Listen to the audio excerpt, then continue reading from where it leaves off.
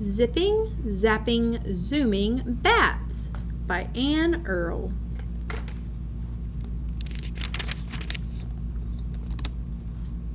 When the sun goes down, bats come out to hunt. You have to look quickly to see a bat before it's gone. Many bats hunt insects. They eat lots of insects. Each night, a bat chomps half its own weight in bugs. If you weigh 80 pounds, that's like eating 125 peanut butter and jelly sandwiches every day. Don't be scared if a bat flies past your head. It won't get into your hair. It's probably catching a juicy mosquito. Bats are terrific hunters.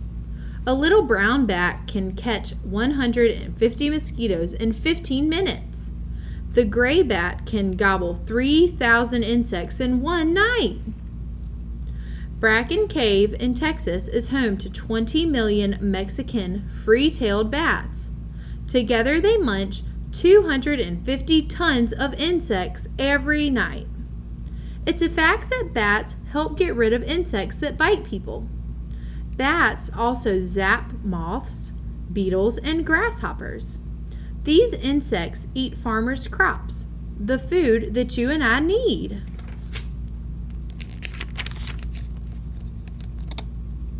Bats are good hunters because they have a special way of using sound.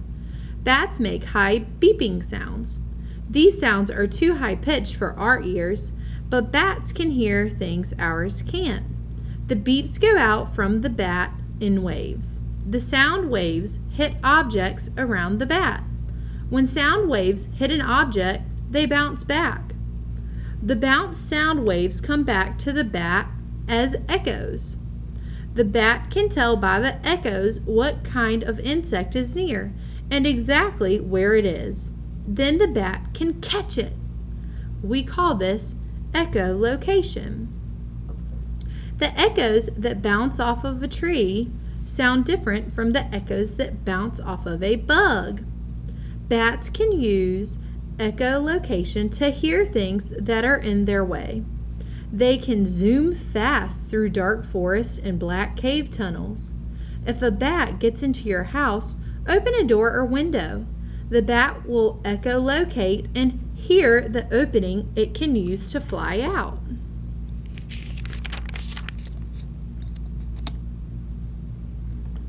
Bats are also good hunters because they are expert flyers. Their wings are different from bird wings. Bat wings have long arm bones with extra long finger bones. A thin skin called a membrane stretches between the bones. The membrane connects the wing bones to the bat's legs and body. It may also join the tail to the legs. Make sure that when you're reading, you always read all the text in the diagram. These are all the parts of the bat. You have the third finger, second finger and thumb, wing membrane, tail membrane, fifth finger, and fourth finger. Bat wings are like webbed hands. A flying bat can move its wings much the way you can move your fingers. This means a bat can quickly change the shape of its wings. If a bug dodges away, the bat can zigzag fast and chase it. A bat can catch a flying insect in its wings, flip it into its tail membrane, and then scoop it into its mouth.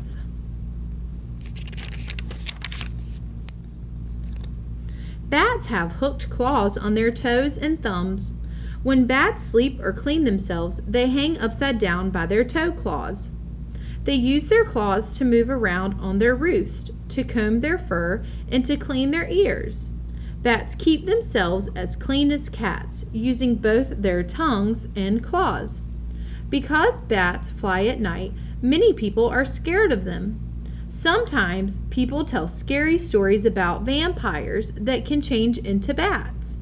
Dracula and other vampires are not real. Bats fly at night because that's when they can find their favorite meals. Bats are really very gentle.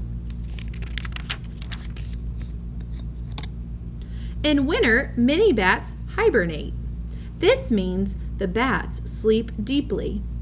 While bats are hibernating, their breathing slows down and their heart rate drops from 900 to 20 beats a minute. Hibernating bats need less energy to stay alive. Bats get ready for hibernation by stuffing themselves full of food, especially in the last weeks of warm weather. Their bodies store the extra food as fat. This fat will be their food through the winter. Sometimes when people explore caves, they kill bats by accident. If you went into a cave where bats were hibernating, you would wake them up. Then they would fly to another part of the cave. Each time that happens, the bats use up about a month's supply of fat. If they use up too much stored food, they will starve before spring when they can hunt again.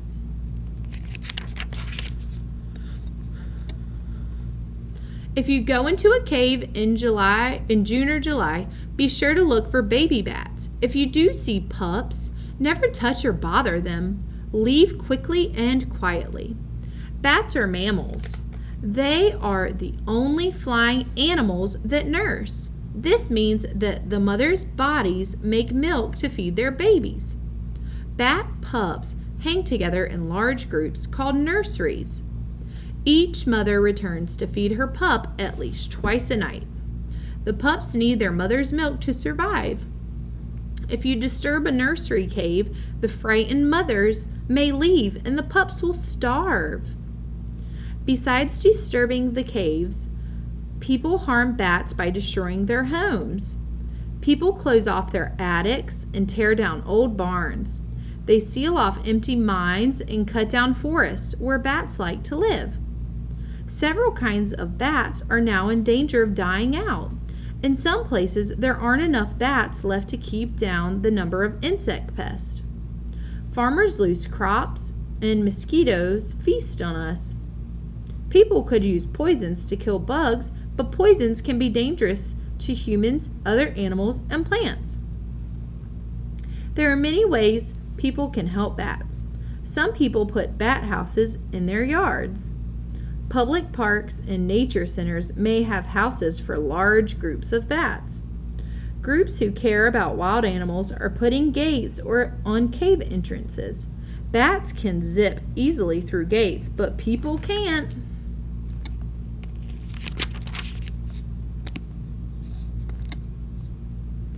In Midfield, Alabama, elementary school children can join the BAT, Bats Are Terrific Club. Members help spread the word that bats are not scary. If a bat flies past you in the dark, listen closely. Maybe you can hear the soft, fast flutter of its wings before it's gone. Even if you can't, you can be sure that the bat heard you.